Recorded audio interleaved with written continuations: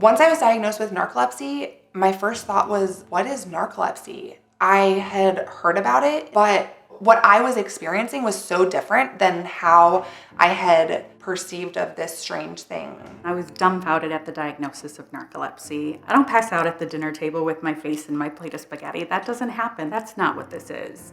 Narcolepsy doesn't just look like a guy falling asleep with his head in his cereal bowl. It can look different for everyone. What I did learn is that narcolepsy is a chronic neurological disease that impairs the brain's ability to regulate the sleep-wake cycle. It impacts 1 in 2,000 people, or 200,000 Americans, and 3 million people worldwide.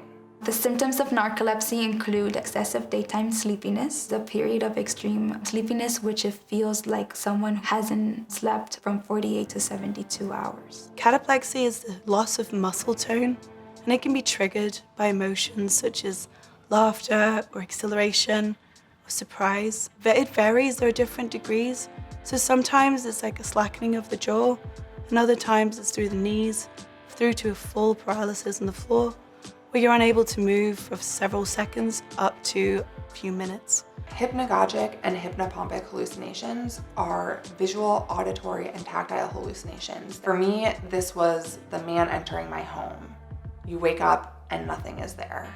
Sleep paralysis is the inability to move for a few seconds to a few minutes upon falling asleep or waking up. You feel like you're locked or trapped inside your body and you're having these hallucinations. It can be very scary. The last symptom is disrupted nighttime sleep. The brain's ability to regulate sleep-wake cycles is completely off. So while you might struggle with sleepiness during the day, you might actually struggle to fall asleep or stay asleep at night.